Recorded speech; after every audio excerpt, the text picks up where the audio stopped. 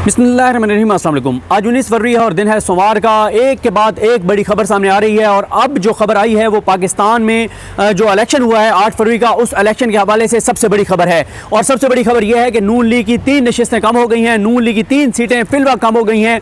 नून league के 3 उम्मीदवारों के नोटिफिकेशन इस्लामाबाद हाई कोर्ट के 2 आज़ाद जजेस ने मुअत्तल कर दिए हैं। देखें, मैंने इससे पहले एक वीडियो रिकॉर्ड की जो भी पब्लिक नहीं हुई, शायद उसमें भी मैं ये कह गया था और दुरुस्त मैंने कहा था कि बड़ी हैरानगी की बात है कि पाकिस्तान के चारों हाई कोर्ट्स के किसी एक भी जज ने अभी तक इस बात पर फैसला नहीं दिया कि जब फॉर्म 45 के मुताबिक तहरीक इंसाफ का उम्मीदवार जीता हुआ है तो फिर फॉर्म 47 किस बेस पर तैयार किया गया है। और अगर तहरीक इंसाफ के उम्मीदवारों के पास फॉर्म 45 दुरुस्त नहीं है, फेक हैं, जाली हैं, तो असल फॉर्म 45 कहाँ है।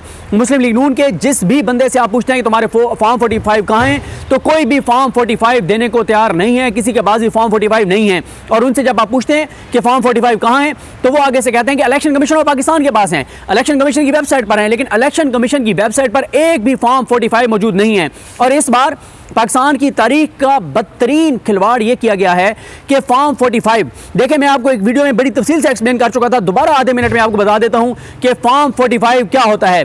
जब एक पोलिंग स्टेशन के ऊपर पोलिंग का वक्त खत्म होता है, गिने जाते हैं वोट, तो एक फॉर्म के ऊपर लिखा जाता है कि अगर 10 उम्मीदवार थे तो किस उम्मीदवार ने कितने वोट लिए हैं। उस फॉर्म 45 के ऊपर तमाम उम्मीदवारों के पोलिंग एजेंट्स के दस्तखत होते हैं और वो एक फॉर्म 45 जो है उसकी तमाम कॉपीज़ जो हैं वो एक एक उम्मीदवार को मिलती हैं। और वही फॉर्म 45 जो है जो वहाँ पे सिक्योरिटी कर रही होती है, पुलिस, फौज, रेंजर्स, जो भी, एक उनको दिया जाता है फॉर्म 45।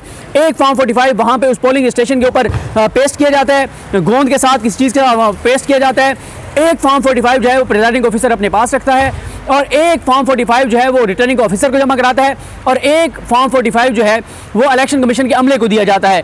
इतने फॉर्म 45 हैं। लेकिन बदतरीन पाकिस्तान की तारीख की धांधली ये की गई है कि फॉर्म 45 PTI के पास जो है वही जमात इस्लामी के पास हैं, वही तहरीक लब्बैक के पास हैं, वही बाकी जमातों के पास हैं, लेकिन मुस्लिम लीग नून के पास फॉर्म 45 है ही नहीं। जो अच्छा, एक और आपको चीज़ बताऊं कि नून लीग वालों के पास जब फॉर्म 45 आ रहे थे तो वो अपने अपने उन्होंने ग्रुप बनाए हुए थे साफियों के, जो उस हल्के को कवर कर रहे थे। उसमें जो नून लीग वाले फॉर्म 45 भेज रहे थे उनके ऊपर भी PTI जो है वो जीती हुई है। लेकिन इतने जो है वो इतने नंगे और गंदे होके जो धांधली की गई कि फॉर्म 47 तैयार कर लिए गए और अब उन फॉर्म 47 के मुताबिक जो है वो नीचे बक्से खोल के, थैले खोल के और वहाँ पे वोट कम या ज़्यादा किए जा रहे हैं, वोट रिजेक्ट किए जा रहे हैं, बैलेट पेपर छापे जा रहे हैं, ठप्पे जो हैं वो लगाए जा रहे हैं। तो ये इस वक्त हालात हैं, ये इस वक्त सूरत हाल है। और इस सारी सूरत हाल में आमिर फारूक साहब के पास मामला गया। जस्टिस आमिर फारूक साहब जो इस्लामाबाद हाई कोर्ट के चीफ जस्टिस हैं, उनके सामने ये मामला लेकर गए। इस्लामाबाद के 3 जीतने वाले उम्मीदवार, जिस हल्के में मैं मौजूद हूँ, इस हल्के से शुएब शाहीन साहब जो हैं वो भारी अक्सरियत से जो हैं वो कामयाब हुए और उनके मद्दे मुकाबिल तारिक फजल चौधरी बुरी तरह पिट गए, बुरी तरह उनकी शिकस्त हुई। फिर इससे अगला जो हल्का है वहाँ पे जो आमिर मुगल साहब हैं, आमिर मुगल साहब जीत गए थे, अंजुम अकील साहब हार गए थे। उससे अगला हल्का जो है वहाँ पे राजा खुरम नवाज जो हैं, जो IPP के उम्मीदवार हैं लेकिन नून लीग के सपोर्टर, नून लीग उनको सपोर्ट कर रही थी, राजा खुरम नवाज जो हैं वो जीत गए, उनको जितवा दिया गया और अली बुखारी साहब को हरा दिया गया। इस हवाले से देखें, शहजाद इकबाल साहब ने अपने प्रोग्राम में कहा कि उन्होंने 2 हल्कों के जो फॉर्म 45 हैं जहां से मुस्तफा नवाज खोखर साहब लड़ रहे थे वो उन्होंने मंगवाए, तो उन फॉर्म 45 जो मुस्तफा नवाज खोखर साहब के हैं उनके मुताबिक भी अली जो बुखारी साहब हैं वो जीत गए थे। लेकिन उसके बावजूद जो है वो इनको जिता दिया गया फॉर्म 47 के ऊपर। तो मसला यह है कि जब ये मामला तहरीक इंसाफ के ये उम्मीदवार लेकर गए आमिर फारूक साहब की अदालत में, आमिर फारूक साहब ने ये सारा मामला पेंडिंग रखा, टाइम दिया, इलेक्शन कमीशन ने इस दौरान नोटिफिकेशन कर दिया। फिर नोटिफिकेशन जो है वो एक तो बहरहाल वो सलमान मनाज़र साहब को उन्होंने वापस लिया था उस नशिस्त के ऊपर। लेकिन सबसे इंपॉर्टेंट बात यह है कि आमिर फारूक साहब को चाहिए था उसी वक्त वो इलेक्शन कमीशन को बुलाते, उन्हें बुला के कहते कि फॉर्म 45 अभी के अभी लेके आएँ। इस्लामाबाद हाई कोर्ट से जब आप फासला देखते हैं इलेक्शन कमीशन का, तो पैदल आप 2 से 2.5 मिनट में पैदल आप वहाँ से वहाँ तक जा सकते हैं। आमिर फारूक साहब को चाहिए था कि आमिर फारूक साहब इलेक्शन कमीशन हुकाम को बुलाते और कहते कि तुम्हारे पास 15 मिनट हैं, 15 मिनट के अंदर अंदर फॉर्म 45 इन हल्कों के लेके आओ। लेकिन आमिर फारूक साहब ने ऐसा नहीं किया और आमिर फारूक साहब ने टाइम दिया, टाइम देते रहे और फिर बिलाखिर मामला उसी इलेक्शन कमीशन को भेज दिया जो सारा ये खिलवाड़ कर रहा है, जो सारी धांधली कर रहा है। इस पे आमिर फारूक साहब के फैसले पे इंट्रा कोर्ट अपील दायर कर दी पीटीआई ने। पीटीआई के उम्मीदवारों ने ये 2 जजेस, आज़ाद जजेस, कमाल जजेस, शानदार जजेस, जस्टिस मियां गुल हसन औरंगजेब साहब और जस्टिस अरबाब मोहम्मद ताहिर साहब ने ये केस सुना और उन्होंने 3 नून लीग के कामयाब उम्मीदवार, एक तारिक फजल चौधरी, एक जो अंजुम अकील साहब हैं और तीसरे राजा खुर्रम नवाज, उन तीनों के कामयाबी के नोटिफिकेशन मुअत्तल कर दिए हैं। उन्होंने अब रिकॉर्ड तलब कर लिया है, वो चीज़ें देखेंगे। अब देखें, ये मैं इस हवाले से नहीं कह सकता कि हतमी तौर पे भी फैसला यही होगा कि उनके नोटिफिकेशन जो है वो कलअदम हो जाएंगे और पीटीआई वाले जो हैं वो जीत जाएंगे ये तीनों, लेकिन मसला ये है कि अगर तो एज सुन एज पॉसिबल अदालत ने रिकॉर्ड मंगवा लिया तो ऐसा हो जाएगा, वरना डब्बे खुले हुए हैं, बैलेट पेपर चेंज हो रहे हैं, ठप्पे लग रहे हैं, वोट मुस्तरद किए जा रहे हैं, वोट चेंज किए जा रहे हैं, बैलेट पेपर छापे जा रहे हैं। अगर अदालत ने टाइम दिया ज़्यादा तो उस दौरान नीचे सारा कुछ मैनेज कर लिया जाएगा। लेकिन इंपॉर्टेंट बात तो ये भी है कि फॉर्म 45 बाकियों का क्या करेंगे। बाकी जमातें जो हैं वो तहरीक इंसाफ के उम्मीदवारों के हक में आ गए हैं और बता रहे हैं कि जनाब इनके पास जो फॉर्म 45 पीटीआई के पास हैं वही हमारे पास हैं, और ये सब वो आके और गवाही दे रहे हैं, वो बता रहे हैं अदालत में आकर। तो ये बड़ी इंपॉर्टेंट चीज़ है कि तीन जो है 3 इस वक्त जो उम्मीदवार हैं इनके पीटीआई के, उन्होंने उनकी जो इंटर कोर्ट अपील थी उसको एक्सेप्ट कर लिया अदालत ने। अब उन दरखास्तों को, इनकी इंटर कोर्ट अपील को सुना जाएगा, आगे सुना जाएगा। लेकिन ये बड़ी बात है कि इन 2 आज़ाद जजेस ने जो है वो नोटिफिकेशन जो है वो मुअत्तल कर दिए हैं।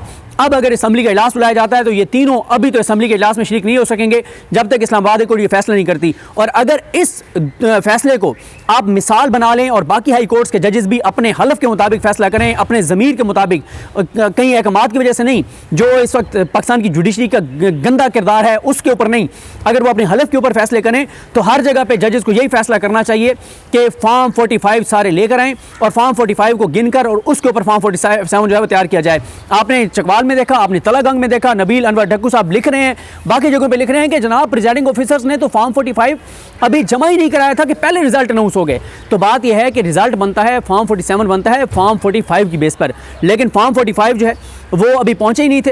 पहले रिजल्ट जारी कर दिया गया फॉर्म 47 और फॉर्म 47 जितने भी हल्के हैं, जिन जिन हल्कों में आप देख लें सब के अंदर यही हुआ है कि फॉर्म 45 पे जीता वो कोई और है। आज आप एक और चीज़ देखें कि आज इलेक्शन कमीशन में शौकत बसरा साहब वो कुरान मजीद लेकर गए। उन्होंने कुरान मजीद हाथ में पकड़ कर कहा इलेक्शन कमीशन मेंबरान को कि मैं ये कुरान मजीद मेरे हाथ में है, मैं फॉर्म 45 पे जीता हुआ हूँ। आपके लगाए गए आरओ ने खिलवाड़ किया है, आपके लगाए गए ब्यूरोक्रेट्स ने खिलवाड़ किया है। बुलाएं अपने ब्यूरोक्रेट को, बुलाएं अपने आरओ को, बुलाएं उसको, बुलाएं इजाजुल हक को, बुलाएं ज़ियाउल हक के बेटे को, उसे भी कहें वो कुरान पे हाथ रखे। मैं मेरे हाथ में कुरान मजीद है, मैं कुरान मजीद हाथ में पकड़ के बता रहा हूँ कि मैं फॉर्म 45 पे जीता हुआ हूँ। मेरा ख्याल है कि आप पीटीआई के लोगों को जाके और जजेस को और इलेक्शन कमीशन मेंबरान को कहना चाहिए कि हम दलाइल बाद में देंगे, पहले आप कुरान मजीद मंगवाएं और आप कुरान मजीद पे हाथ रखें कि आप इंसाफ करेंगे। ये तो यहाँ पे हालात हैं। ये 2 आज़ाद जजेस थे।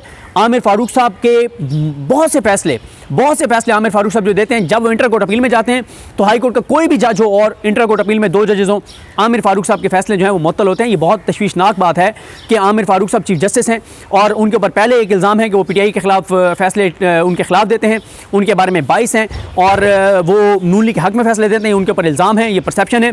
और आमिर फारूक साहब उस परसेप्शन को ख़त्म करने के बजाय वो ऐसे फैसले देते हैं कि फिर उनकी अपनी अदालत के 2 जज जो उनसे जूनियर हैं वो उनके फैसले जो है वो मुअत्तल करते हैं और यहाँ पर भी उनके फैसले जो है मुअत्तल किया गया है।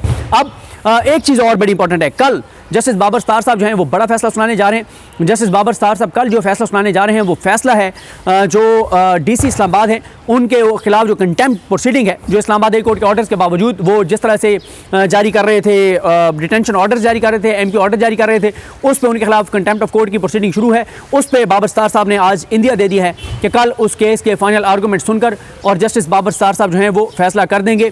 ये है जस्टिस बाबर सत्तार साहब ने कह दिया है। ये बड़ा इंपॉर्टेंट था। इसके अलावा जो चीज़ें हैं मैं इस वक्त देख रहा हूँ कि अभी कुछ देर में पीटीआई की एक अहम प्रेस कॉन्फ्रेंस भी है, उस पर भी हम जाएंगे, आपको बताएंगे। और जो इन्होंने शोएब शाहीन साहब ने बताया कि जो फॉर्म 47 तैयार किए गए हैं वो उम्मीदवारों की गैर मौजूदगी में जो है वो फॉर्म 47 जारी किए गए हैं। क्योंकि होता क्या है, जब एक हल्के में 100 पोलिंग स्टेशन है, मिसाल दे रहा हूँ आपको, 100 के 100 प्रिजाइडिंग ऑफिसर्स अपने अपने फॉर्म 45 लेकर आएंगे, वो आरओ ऑफिस में पहुंचेंगे, तमाम उम्मीदवार वहाँ मौजूद होंगे, सबकी मौजूदगी में फॉर्म 45 के ऊपर वोटों को गिना जाएगा और फॉर्म 47 तैयार किया जाएगा। लेकिन यहाँ पे क्या हुआ है, सिर्फ अंदर नून लीग के उम्मीदवार थे, पीटीआई का कोई उम्मीदवार नहीं था और उनकी पीटीआई के लोगों की, बाकी उम्मीदवारों की गैर मौजूदगी में, क्योंकि आरओ ऑफिस तो टेक ओवर हो गए थे, वहाँ पे तो किसी को जाने भी नहीं दिया जा रहा था। तो इस तरह से ये सारी जो है वो सूरत हाल हुई है। और ये शोएब शाहीन साहब ने सारा बताया कि उस रात क्या हुआ था। उन्होंने ये अब मैं आपको बता देता हूँ कि इन्होंने पूछा जज साहब ने कि आपके पास तमाम फॉर्म 45 जो हैं वो कब आए, तो उस पर शोएब शाहीन साहब ने कहा कि इलेक्शन की रात 12 बजे तक मेरे पास 380 फॉर्म 45 आए थे और मैं आरओ के ऑफिस गया तो मेरे फॉर्म तारिक फजल चौधरी के, मेरे फॉर्म 45 के जो वोट थे वो तारिक फजल चौधरी के खाते में डाल रहे थे और उनके मेरे खाते में मेरे स्वैप कर रहे थे, यानी मेरे वोट थे वो उसके नाम के साथ लिख रहे थे, उसके नाम के जो वोट थे वो मेरे नाम के साथ लिख रहे थे। और उन्होंने कहा कि रात 2 बजे से फिर हमने धरना दिया मगर इन्होंने जो है वो हमें जारी फॉर्म 47 नहीं दिया और उन्होंने कहा कि 9 फरवरी को दिन 1 बजे फॉर्म 47 इन्होंने जारी किया। इलेक्शन नताइज के बाद 2 फॉर्म 45 जारी कर दिए गए थे। फॉर्म 47 के मुताबिक तारिक फजल चौधरी को 1,02,502 जबकि मुझे 86,396 वोट्स दिए गए हैं। इलेक्शन कमीशन वेबसाइट पर 10 फरवरी को एक और फॉर्म 47 जारी किया गया, उसमें मामूली तब्दीली की गई। ऑनलाइन फॉर्म 47 के मुताबिक उन्होंने बताया कि मेरे इतने हैं और उनके इतने हैं और वो चेंजिंग की गई। उसके बाद उनसे पूछा जस्टिस अरबाब मोहम्मद ताहिर साहब ने कि आपके हल्के में रिटर्निंग अफसर कौन थे, तो उन्होंने बताया कि उस्मान अशरफ एडीजीसी हल्का NA 47 के आरओ थे। ये वही आरओ साहब थे जिन्होंने कॉपी पेस्ट करके हमारे कागजात मुस्तरद कर दिए थे। रात को 2 हल्कों के रिजल्ट दिए गए थे मगर मेरे हल्के के नताइज को रोक दिया गया था। नताइज के बाद और फॉर्म 47 जारी करने से पहले मैंने डिस्ट्रिक्ट रिटर्निंग अफसर को दरखास्त दी थी। DRO को दरखास्त में यही कहा था कि फॉर्म 47 मेरी गैर मौजूदगी में जारी किया गया है। यही दरखास्त मैंने DRO के बाद इलेक्शन कमीशन में भी दायर की। इलेक्शन कमीशन ने रिटर्निंग अफसर को हतमी कंसोलिडेशन से रोकने का हुक्म जारी किया। इलेक्शन कमीशन ने रिटर्निंग अफसर से 3 दिन में रिपोर्ट मांगी लेकिन अभी तक जमा नहीं कराई गई। रिटर्निंग अफसर ने फॉर्म 48 तमाम उम्मीदवारों की मौजूदगी में तैयार करना होता है। रिटर्निंग अफसर ने इलेक्शन कमीशन की बुनियाद पर कहा कि अब कंसोलिडेशन नहीं हो सकती। हमारे इसरार पर रिटर्निंग अफसर ने हमें कंसोलिडेशन न होने का लिख कर दिया। हमें बाद में मालूम हुआ कि रिटर्निंग अफसर के ऑफिस में तारिक फजल चौधरी की मौजूदगी में टेम्परिंग जो है वो हो रही है। हम वहाँ पहुंचे तो हमें अंदर दाखिल नहीं होने दिया गया। हमने इलेक्शन कमीशन को दरखास्त दी, इलेक्शन कमीशन ने हमारी दरखास्त के ऊपर फैसला नहीं किया और कंसोलिडेशन के बगैर उन्होंने जो है वो नोटिफिकेशन कर दिया। ये सारी उन्होंने एक एक चीज़ उन्होंने बताई है अदालत को, तीनों उम्मीदवारों ने, जीतने वालों ने, और उन्होंने जो है ये बातें कही हैं। और साथ ही इलेक्शन कमीशन ने कहा कि कल तक आप ना करें, कल तक हमें टाइम दे दें। तो उस पर जज साहब ने कहा कि मुझे समझ नहीं आ रही कि आपको नोटिफिकेशन की मुअत्तली से मसला क्या है, कल आपको सुन लेंगे, अगर मुतमईन ना हुए तो मामले को ख़त्म कर देंगे। हम इलेक्शन कमीशन की प्रोसीडिंग को मुअत्तल नहीं कर रहे। उम्मीदवार की कामयाबी का नोटिफिकेशन कौन जारी करता है, क्या चीफ इलेक्शन कमिश्नर की हदायत से होता है? तो इस तरह से ये सारा कुछ हुआ है। इलेक्शन कमीशन के उम्मीदवार जो हैं, इलेक्शन कमीशन के जो वकील हैं वो कोशिश करते रहे कि अदालत ये ना करे, लेकिन अदालत ने कहा कि आपका इसमें क्या नुकसान है? नुकसान तो अगर हो रहा है तो फिर नून लीग के उम्मीदवार का हो रहा है जो जीता है बकौल आपका इसमें क्या मसला है कि आप कह रहे हैं कि आपका नोटिफिकेशन मुअत्तल ना करें, आपको तो इससे कोई कंसर्न ही नहीं है। तो आप अदालत ने तीनों नोटिफिकेशन जो हैं इनकी कामयाबी को मुअत्तल कर दिए हैं और अगर ये चीज़ आगे बढ़ती है तो ये बहुत ज़्यादा इंपॉर्टेंट होगा और इससे ये होगा कि ये अगर प्रेसिडेंट बनता है तो इससे ये फ़ायदा होगा कि पूरे पाकिस्तान में यही हुआ है कि फॉर्म 45 मौजूद हैं, उनकी बेस पे फॉर्म 47 तैयार नहीं किए गए। तो अगर ये चीज़ आगे बढ़ती है तो सारी की सारी सीटें वापस आएंगी और वही होगा जो 180 सीटें PTI जीत चुकी है और 17 सीटर पार्टी को PTI की बाकी सीटें दे दी गई हैं। तो ये तफसीलात हैं, ये बड़ी डेवलपमेंट है। मुझे अपनी दुआ में याद रखिएगा। अल्लाह करीम हम सबका हामी नासर हो। अल्लाह हाफ़िज़।